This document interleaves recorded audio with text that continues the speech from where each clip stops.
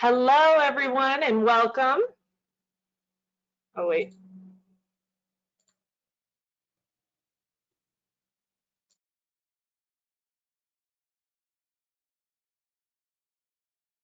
Hello, everyone, and welcome. Welcome to our economic discussion here at Ciccarelli Advisory Services. I'm Dakota, and I'm the Director of Communications here at Ciccarelli Advisory Services, and I will be kicking things off and briefly going over how you can use the GoToWebinar functions so you can have the best experience during this webinar. First, you're going to need to locate your control panel.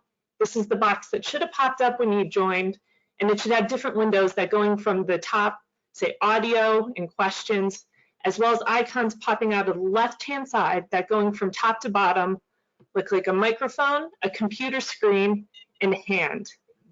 The computer screen will control the view of the presentation, maximized or minimized, and we suggest viewing in full screen mode for the best experience.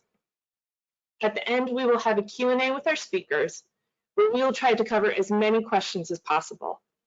You can type your questions into the questions area in the control panel. This is the area that is below audio. You can pose your questions here at any point during the presentation, and our presenter will answer at the end.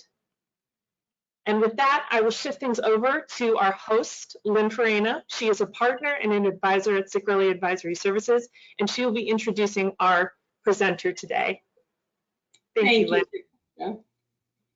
Good afternoon. On behalf of your Ciccarelli family team, thank you for joining our webinar today. There's no doubt that 2020 has been an unprecedented year. And if you're like me, you're hoping that 2021 is going to be less eventful and a lot less unpredictable. Today, we are discussing the challenges as well as the opportunities that lie ahead, as well as the best strategic thinking on the markets, the economy, and investing. And who better to share their perspective with us today, our strategic partner and friend of the last 25 years, Garrett D'Alessandro. Garrett is the Chief Executive Officer at City National Rochdale, and since 1986, Garrett has played a key role in the firm's portfolio management and investment research. He is on the Executive Management and Investment Committee. He is an executive, he is also represents the Wealth Management Division. Garrett has an MBA in Finance from the Stern School of Business at New York University. And just a few credentials.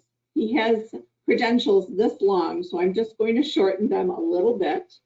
He is a chartered financial analyst, a certified private wealth advisor, a CPA, and an accredited investment fiduciary. This year has been so different than any year we've had in the past. And we've always been so blessed to have Garrett here in person to talk to our clients, our team, and our guests. But we are very, very happy that Garrett has agreed to virtually join us today and discuss all these pertinent subject matters with us. Garrett D'Alessandro. Lynn, thank you very much. You know how much I enjoy working with you, Paul, Kim, Jill, and all of the advisors at Ciccarelli Associates for now 25 years. And I'm pleased to take this opportunity to share my thinking and outlook. I'm going to talk about the outline of the topics I'm going to cover. And then Paul, my good friend, is going to come on and he's going to take all of your questions. So I can't see everyone, but I know many of you who are clients and friends. Please feel free to type in your questions while I'm speaking. I look forward to answering as many as we can. The first thing I'd like to say is we all know the challenges that are being caused by the pandemic. And I'm going to spend a little bit of time talking about our outlook for the vaccinations, the variants of that strain, what some of the ramifications are of the ramp up in the vaccinations and the decline in the infections. But the one point I want to make is we have seen yet again how the United States can have resiliency and can have the ability to overcome a unprecedented pandemic experience. And that economic recovery that I'm going to talk about proves to us that the fiscal authorities, the monetary authorities, despite their imperfections, really do represent one of the world's great capabilities in terms of bringing about the response to such an unexpected event. So the point I'm going to make is we are going to get through this pandemic, and I'm going to talk in specific when we think that vaccination will happen. But what we do see is the beginning of a multi-year economic recovery and expansion. And that might be a little bit difficult to comprehend with all of the negative news. In addition, obviously, to the pandemic, we feel for all of those people in the weather, Texas and other locations. But let me go through the outlook that we see for the vaccinations and the decline in infections. So what we do know is science. Again, one of the great strengths of the United States economy is our scientific prowess. There's new technology that's being used to develop these vaccinations, and that technological sophistication has put us in a position where we're going to be having about 1 million vaccinations a day being administered. And as we know, we've already administered millions of vaccinations. When you take the ramp up in the vaccinations with those who already have the infection, many of the world's leading epidemiological scientific industries, and we track about 5 of them. These are the collective intelligence of the really the smartest minds in the United States.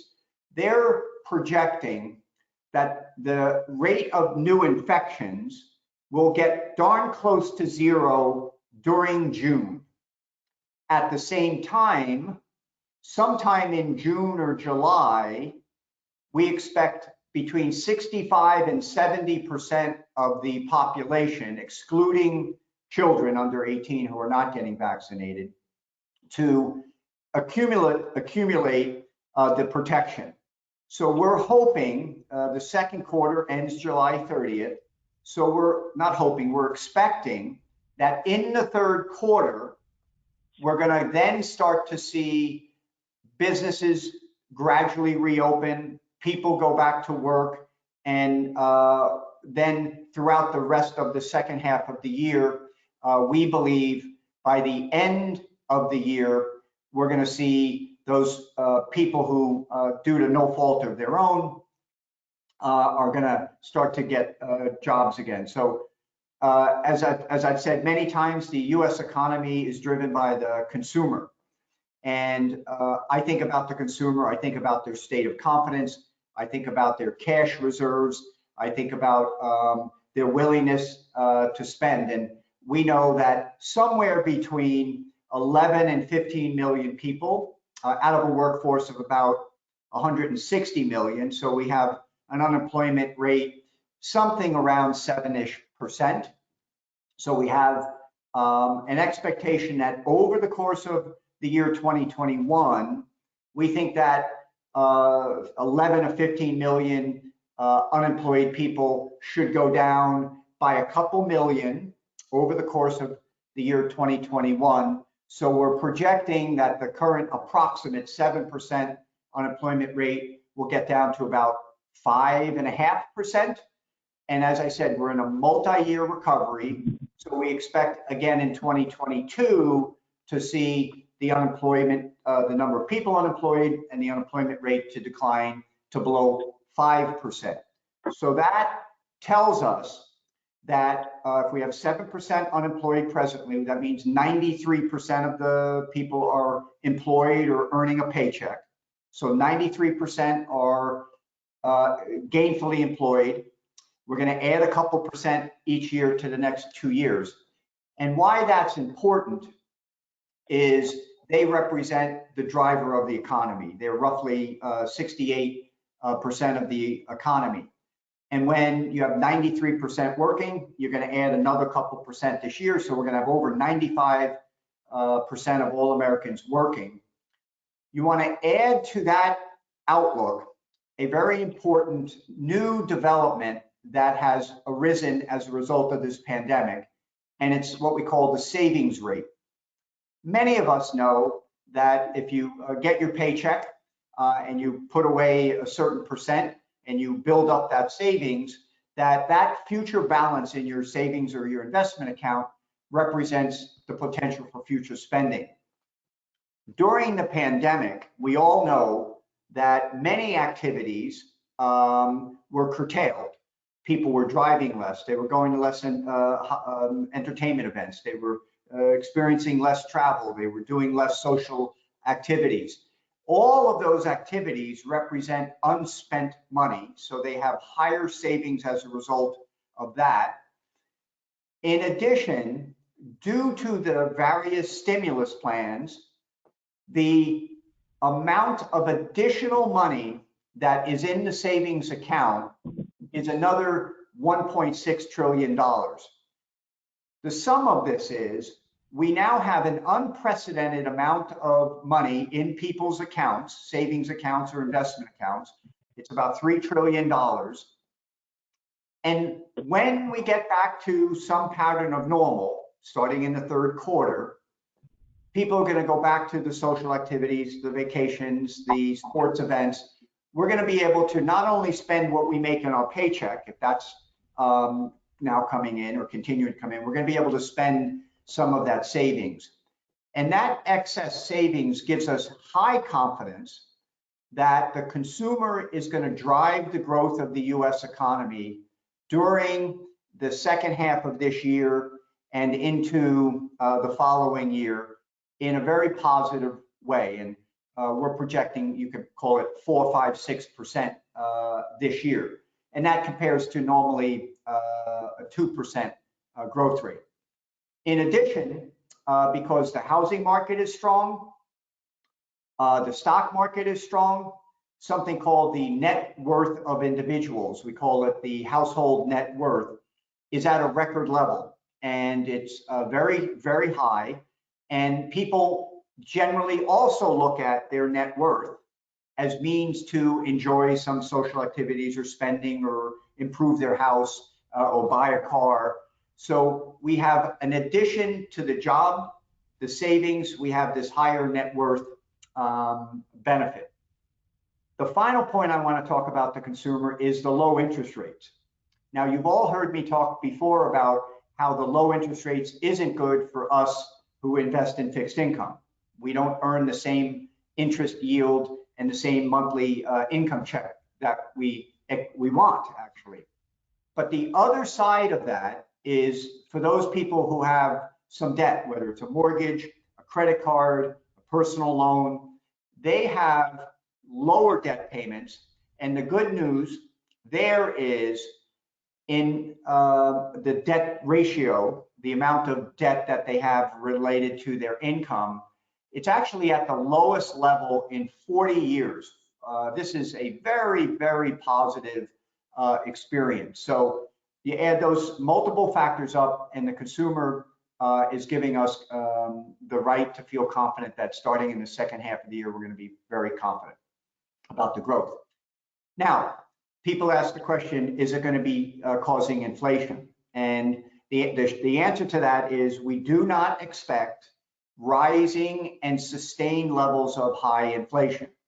Yes, it might pick up from the low 1.5% that we have to maybe 2, a little bit more than 2, but we expect that inflation to still remain controlled, and somewhere in the 2% is what we think we expect for the next year or two. We are not concerned about running or rampant inflation. And there's a couple technical reasons for that. Although there's a lot of money in savings accounts, as I just talked about, people are feeling wealthy with their house values and their stock market values. They're not turning over the money, right? So everybody still is waiting to get this pandemic over. So we're not seeing a high velocity of that money. It is true that if we do see, which we don't expect, too much spending, we could have some potential inflation. So you are hearing maybe in the media concerns about inflation, but we think those are only short-term and temporary concerns. Let me now move to, we have a new administration, and the Biden administration is thinking about, or we're hearing a conversation about tax rates. And when we think about tax rates, the first thing that we know from the Biden plan, or the potential plan, the projected plan, is the intent is not to tax people who earn less than approximately $400,000. And when you look at all of the people in the country, that excludes, so about 98 to 99% of all Americans would not be affected by the Biden tax plan. So that's the good thing.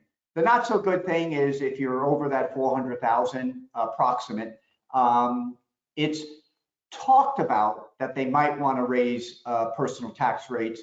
But our view on this is it's less than a 50%, probably maybe even less than a 40 or 30% chance. So we don't think it's a likely outcome that individual tax rates are going to rise during 2021. The second reason why we don't think they're going to rise is because really any tax increase is perceived by the consumer as not favorable to their spending. And in the middle of a pandemic and coming out of a pandemic, usually the government doesn't want to cause any actions that limit people's spending activities. The interesting thing about the tax conversation is this tax just the wealthy people. The variety of economists around the country have indicated that that's not going to pay off the deficit. So although it's appealing perhaps politically to say you're only taxing the wealthy, when you look at the amount of revenue that brings into the government, it's very small. And all of the economists know this. And what the economists generally prefer to see is the removal or the cleaning up of all of these deductions that not only wealthy people take, but other people take that cause lost revenue. That would be something that would be much more helpful to raising income to pay off the deficits. Let me now move to the stock market. And the first thing I want to talk about in terms of the stock market is when you hear the word stock market, it's not equal to the economy. And we've learned that during the pandemic, right? The pandemic has caused parts of the economy to slow down, caused parts of the economy to shut down, has caused 11 to 15 million people not to have their job due to no fault of their own, has caused small businesses to not have revenue or to close down. That's the economy. The stock market is at an all-time high, and the number one question that we get from all of our clients is, how can the stock market be in an all-time high when the economy is going through the challenges that it's going through? The answer to the question is the stock market represents the dividends and income generated by the 500 companies in the S&P 500. Those companies in the S&P 500 are not the small businesses across the country that are either shut down or closing down. Those 500 companies are not the 11 million people or the 15 million people that don't have a job. Those are businesses, Amazon, Google, Facebook, many businesses that actually are seeing their revenues go up a lot and are seeing their profits go up a lot. So the 500 companies are, most of them are, almost all, let me say, the majority of those companies that are in the top half of the S&P are seeing rising revenues and rising profits. So the stock market looks at those top companies, looks ahead a year. So they're looking now at the end of 2020 and in the first quarter of 2021, and they're concluding correctly that the revenues and earnings of those companies during a multi-year expansion are going to continue to grow, and they're going to raise their dividends, and they're going to have higher profits. And that's why people are buying the company shares in the stock market. And that's why the stock market is at an all-time high level. And the way I say it, and many of you have heard me say this, when you take the profits of those companies in the S&P 500 or the Dow Jones, they are going to be at an all-time high level. The earnings per share are going to be at an all-time high level for the stock market in 2022. That justifies the stock market being at an all-time high level now in anticipation of those profits. The next question that we get from clients is the stock market valuation high or is it too high? The answer is it's at a high level, but it's justifiably high for the reasons I just talked about. We have low inflation, we have low interest rates, we have a multi-year economic expansion ahead, we have a very well-positioned consumer, and we have both the fiscal and the monetary government bodies, the people who are making the engine go on the money supply and making the engine go on the stimulus plan. They have the gas pedal on the floor. So when you have all of those elements together, the stock market at a high valuation is justified. The outcome of that high level, though, is you want to adjust what your stock market return expectations are over the next couple years. We used to expect 10% or 11%. Now we're probably in the 5-6%. So that's the consequence, or that's the implication of the full or the high valuation. The third question that we get about the stock market is, are we going to have a correction? Are we going to have some volatility? And the answer is yes to both. And no one knows when we're going to have a correction, or no one knows exactly how much volatility we're going to have. But I want to communicate that the businesses that we invest in, the dividend paying companies that we invest in, we feel high confidence, we have high conviction that these are good businesses. They have strong balance sheets. They're going to continue to grow their earnings, and they're going to continue to distribute their dividends. So even when we get a correction and some volatility, we feel we're able to work through that. You know, we talked about the low interest rates and the low inflation. And I remember back when I first got my first house, my mortgage rate was it was 13.75%. I actually don't know how I afforded the mortgage, but I got through that. And now we know mortgage rates are in the 2 and 3% rate. But the implication for investors is the following. Even though we're retired or partially retired or even thinking about near retirement, the old rule of thumb was you want to put somewhere around 40 or 50 or 60% of your money in what we call investment grade bonds. And that was an absolutely ironclad, great approach. You would put 40 or 50% of your money in bonds. Some would put a little bit more, some would put less, and the balance would be in the stock market. Well, when that part of your portfolio, let's call it 40% in bonds, is generating a low return, you have some choices. You don't have to take it out of that. We always want clients to feel comfortable and confident with that amount of their bond money. But we learned something, we learned a lot after the 2008 experience when interest rates were as low as they are now. And back then, and all of you who were clients then understood what I'm going to say. And what we recommend, and all of the advisors at Ciccarelli are experts at this, is to evaluate, to consider, to contemplate, should I still have 40 or 50% of my money in the bond market earning 1% or a low rate? And depending upon how that conversation goes, you might say, what are some other choices? And there are several good choices, actually. I mentioned one, dividend paying stocks. They've had a tough patch during the pandemic. They're out of favor. They're actually still down, many of them, but we know these dividend paying stocks very well. We have high confidence in their dividend. Yes, we obviously had to sell a few that were in the retail sector or the real estate sector or the leisure sector. No one can predict a pandemic, but that's active management. So you can consider maybe a little bit of dividend. You can also consider some other types of bonds.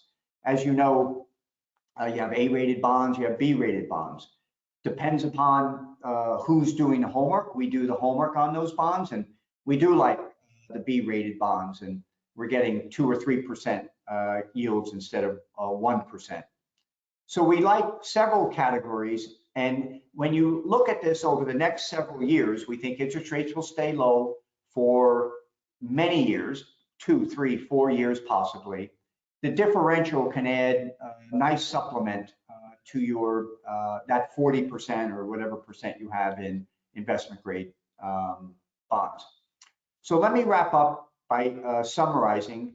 So when we look at the current situation, we believe we're in the midst of a multi-year economic recovery.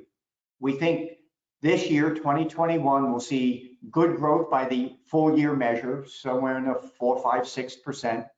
We also think 2022 is going to have good solid growth, say 3, 4, 5%. And those are very, very good growth rates, well above the average of 2%. We think we're going to have very good corporate profits, 20, 25, 30% growth for two years.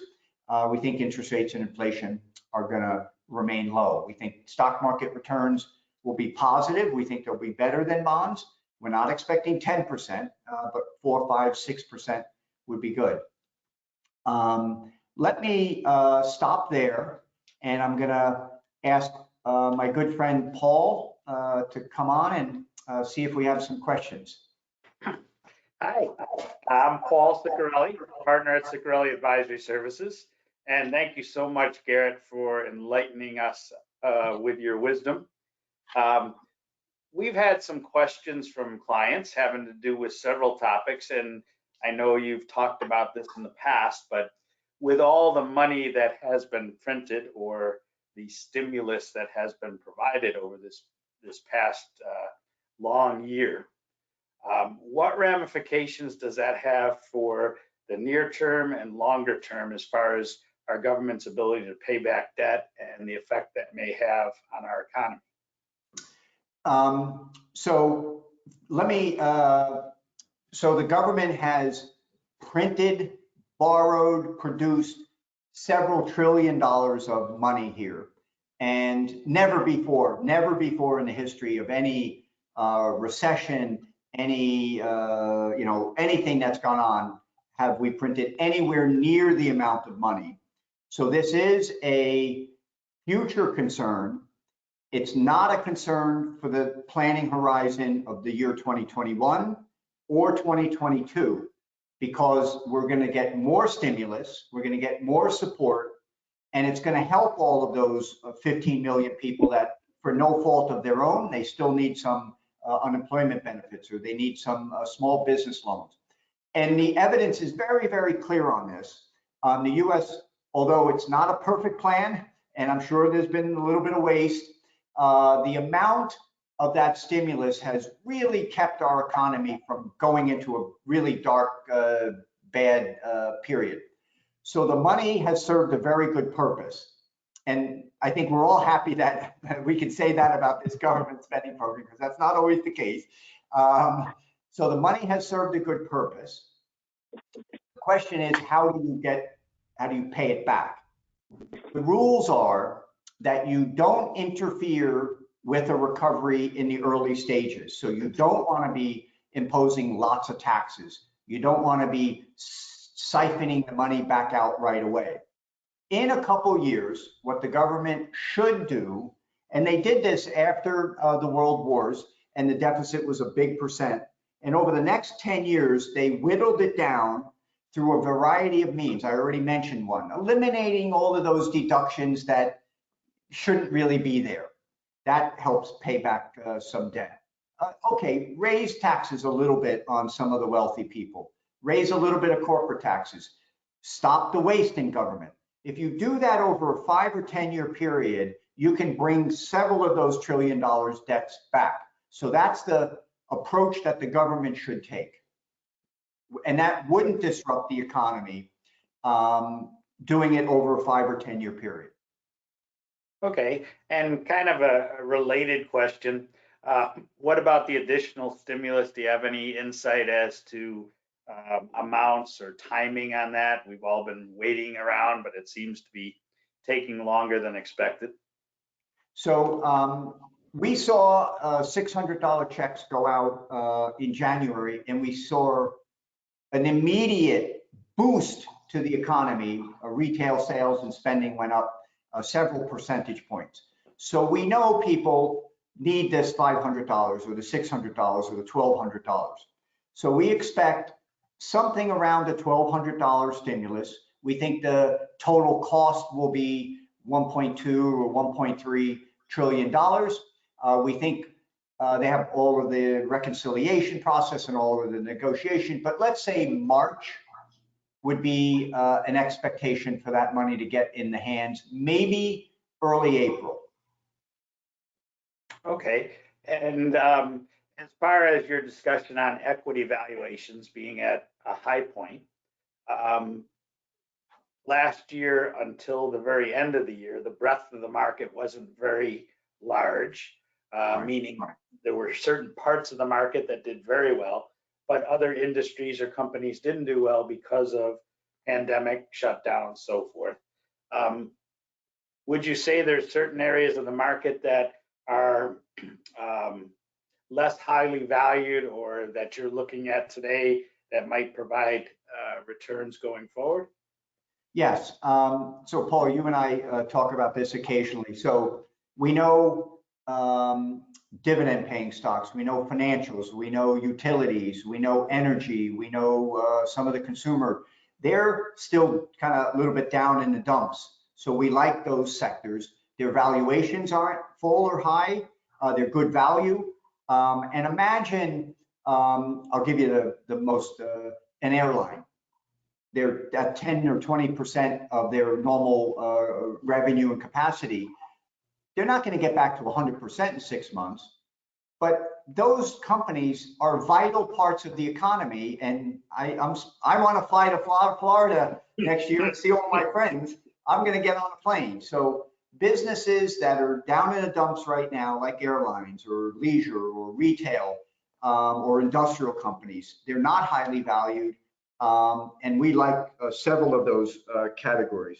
We would start to be a little less enthusiastic about the Teslas and the the other very expensive stocks.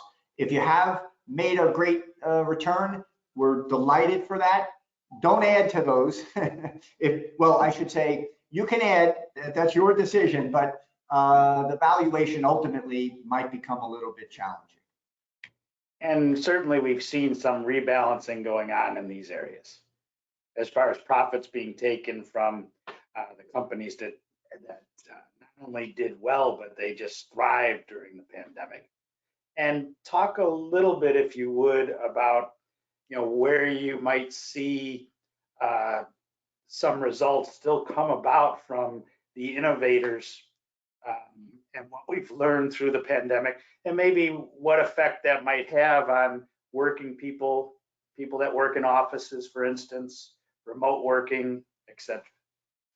So how many of us knew that Zoom even existed before the pandemic, or Teams? the evolution or the innovation that's occurred as a result of this. The pandemic is a terrible situation, but what's inspirational is seeing the resiliency, the creativity, the adaptability, the proactivity of technology, not only in the digital, but in healthcare.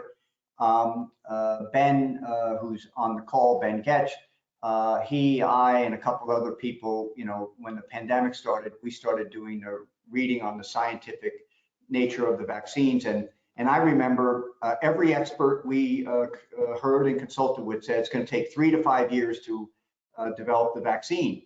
And I remember saying to everybody, oh, we're going to be, you know, locked in our homes for 2 or 3 years. Well, you know, a year and a quarter later, the greatest ever experience in creating vaccines by Pfizer, Moderna, Novavax, and AstraZeneca, so on and so forth. So healthcare is just a fantastic opportunity, biotech. Mm-hmm. So we're seeing that that intelligence really come to bear and create great outcomes. So yes, I think this pandemic is going to modify. I don't think the big forecasts that everybody's going to sit in their basement and, you know, work from home forever. We don't think those extreme forecasts, but we think modifications to the way people work, the way they use technology are going to alter. But we feel actually pretty strongly that we are going to get back fully to normal over a couple of years. We do like to take vacation. We do like to go to sports events. We do like to eat out. We do like to have leisure activities. We do like to see our families. So we are investing in those businesses that really haven't had a good go of it for the last year. Those are good businesses, but it's going to take a couple of years. Yeah. And as far as for those that think inflation may be problematic, what might be effective ways of hedging against those? And certainly we've seen in the news today, you know, gold has always been considered a hedge. The commodities have been down in the dumps for years. With the reopening of economies, is that an opportunity? And what about this cryptocurrency? Right. So I grew up also being educated in the gold standard, and that tells you how old I am in the Bretton Woods Agreement when the government went off the gold standard. So gold is no longer an effective hedge against inflation. That doesn't mean you can't own it for 3% or you can't own it for 5% or 10%.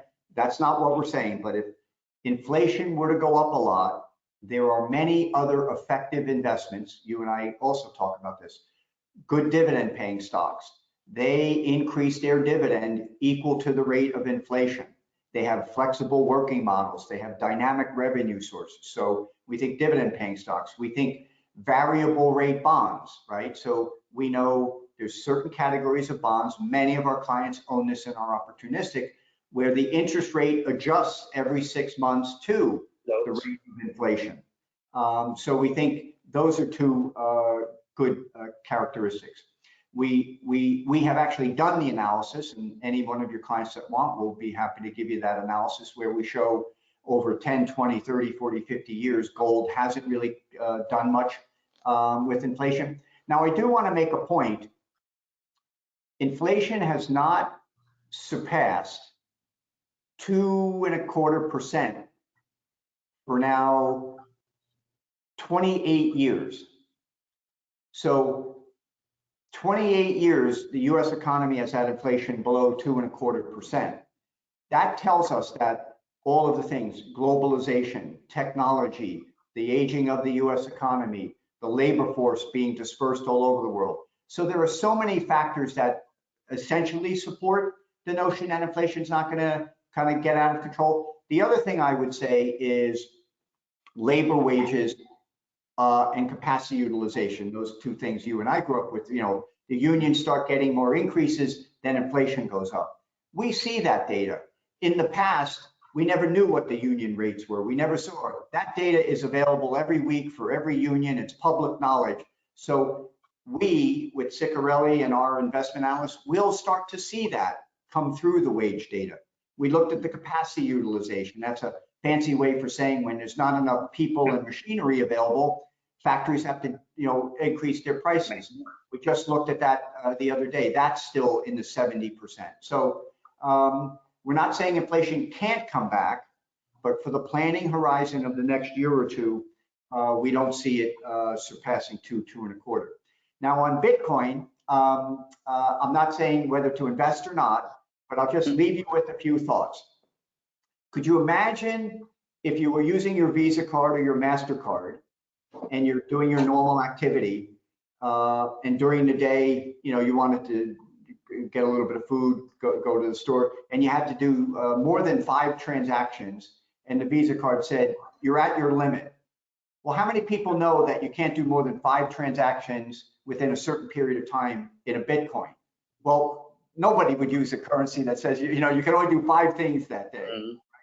How many people would use Bitcoin if they actually did not know where it was in their investment statement, right?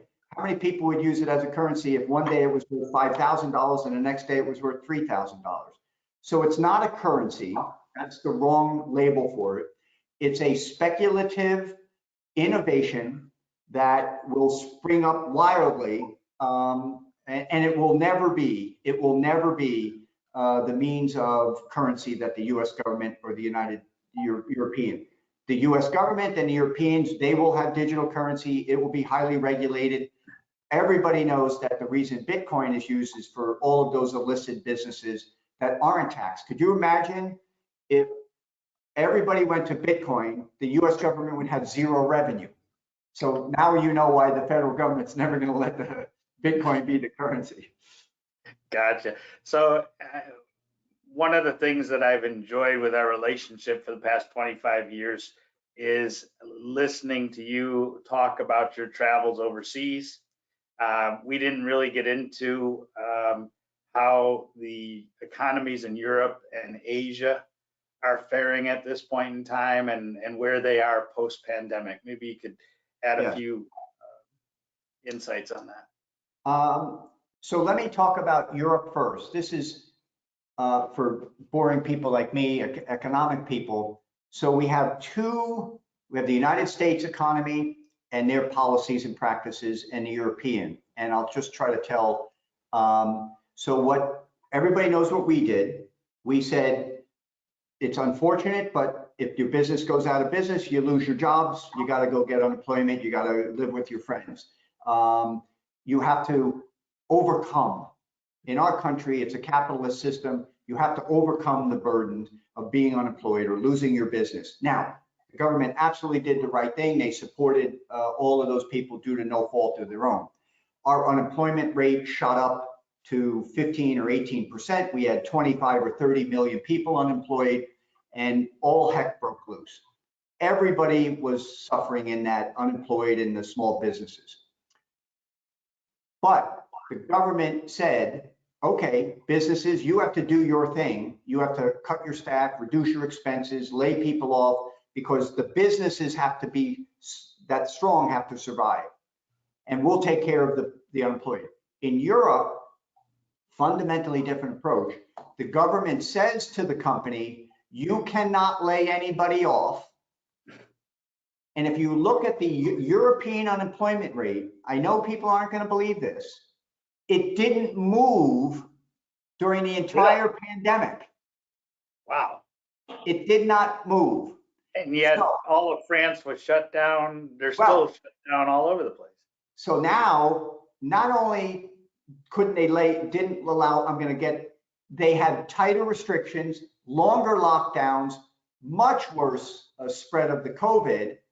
So what they did is they forced the businesses to keep all of these millions and millions of people, despite the fact that the business had no revenue. And now you know why we're not investing in European businesses. When you have low revenue or no revenue and you can't reduce your expenses, your profits go down and stay down.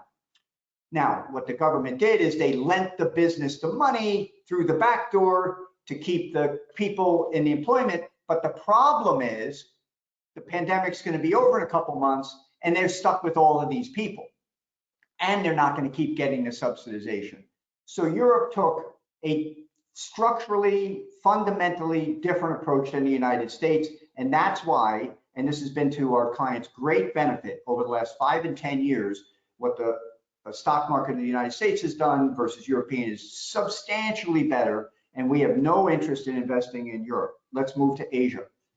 Asia did a much better job of policing the infection. Now, we would never put up with getting locked in our house and all of that very, very restricted behavior.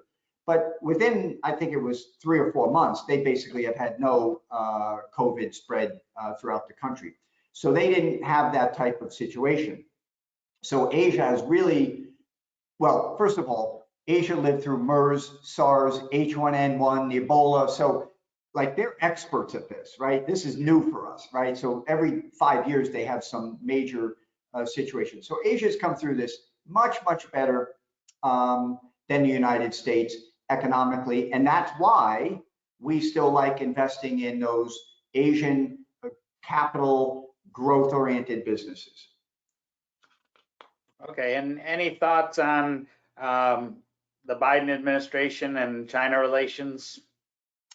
So we have always been a fan of being treated fairly, and I'll leave it up to everybody's interpretation, but our rigorous analysis says when 2 countries agree on terms of trade and what they're each going to balance out, and one country follows the agreement and the other country doesn't, so at some point you have to stand up for yourself. Okay, but the way you do that matters.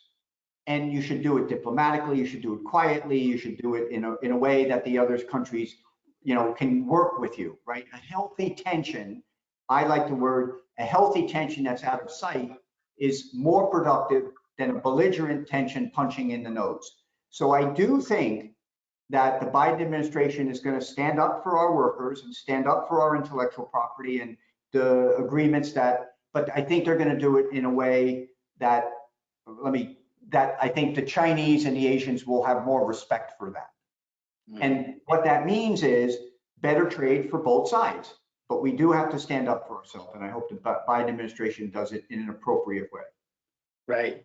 And I'll remind everybody, we're getting several questions from our listeners, but you can type in under chat any questions that you might have. So one question that came up was, is it time to get out of REITs? Get out of a real estate investment trust? Yes, yes. It depends. What type of REIT? So so there's a lot of different asset classes in the commercial real estate markets. Maybe just discuss overall, because REITs didn't fare too well last year, publicly traded REITs. But this year, no matter what, there's still a good dividend play, but going forward. So, I'll say a couple things. Everybody knows, just go to Paul or Jill or Kim or Lynn and say, hey, take a look at this REIT. We'll be happy to have our experts, David Abella, Tony, we have experts that will look at that for you. But if you have a REIT that owns what we would call good location, good management, and it's generally pretty filled up with good tenants, then you should stay with that. If you have the opposite of that, if you have an office building in some town that's 80% vacant and all the leases ran out, then you probably shouldn't own that REIT. But REITs, it could be healthcare REITs. So actually, let's senior living. Clearly, very difficult environment. All of the troubles everybody's read about. We know this country needs high quality senior care, senior living, assisted living. So if you have a REIT that's a little bit down in the dumps, it's, as I call it, it's nicely depressed, and it's a good operator, it's got good senior, absolutely hold on to that one, right? So if you have industrial parks or distribution centers, hold on to that one. If you have housing in good locations that, some people have missed the rent payments, that's going to come back. Hold on to them. If you have retail that's competing with Amazon and Google and Facebook, that's a different, I don't know, I'd be holding on to that one. Mm-hmm. but it certainly is an area that has helped in terms of yields and providing people with cash flow Right. with some tax benefits. Yes. You just, I don't want to say it only takes a day or two, but we're happy to take a look at it. You know, if you have a very high yield and the stock price has been falling for a year, that combination, you should check with one of your advisors at Ciccarelli. Okay, we had a couple of questions, and I think we'll be wrapping it up here pretty soon, relating to the Biden administration and some of the estate tax proposals. One, the elimination of the step up on capital gains, as well as, you know, a reduction in the exemption, and an increase in the actual estate tax rate. Right. Any comments on that and what effect it may have overall? Well, every one of the clients is in this cohort that they want to take more of our money. I don't think it's going to achieve the outcome that we need, and the outcome that we need is not to take away from people who have saved all their lives and have successful investments in businesses. They already are taking, Paul, you know, 40, 50%. That's more than enough. What I've you know, advocated before is they need to look at the deductions and the corporate loopholes and all of the waste and spending, spread out the tax a little bit more, because to pay off a couple of $1 trillion, attacking, you know, your client, our client with a, you know, saved all their life and has 5 million or 4 million or 11 million, it doesn't even add up at the end of the day. But it's so I'm not in favor of that thinking, generally speaking. Okay, we also had a few questions on some of the changes in the tax acts between last year and this year. So we had the Secure Act, which, as you know, eliminated the capability for a non-spouse or qualified beneficiary, like a child of a parent, to inherit an IRA and stretch it out over their lifetime, as far as how they had to take the distributions and pay the taxes on. And that was shortened to a 10-year period. What can people do today? And, you know, we're looking at IRAs and saying Roth IRAs and charitable trusts and, you know, maybe doing something with life insurance, because it is a big hit. You know, somebody has $1 million, $2 million in an IRA. It has an embedded tax at who knows what rate in the future. And no matter what, it's meant to be a revenue generator to help balance our budget. So some of the questions were any suggestions on how to reduce taxes on IRA accounts, given what we're dealt with today.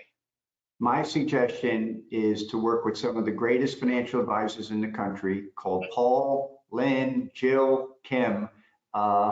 They have, you know, with all seriousness, you do a fantastic job by laying out those scenarios and options. So, and there is no secret or magic, you know, door to walk through. Yeah, so I should really end it there, because that was a nice way for you to end it. But I'll give you the last comments. Paul, you know, I just encourage all of your clients. We love hearing from you through your advisors. Any topics or questions, we really do enjoy helping people understand or try to translate all of the mixed up signals that they're getting. And we're always standing at your right shoulder, Paul. So we appreciate the opportunity today. And I really, really do look forward to seeing everybody soon. Well, we look forward, even though you're in Southern California and it's nice there, I'm sure, we look forward to seeing you back in Naples.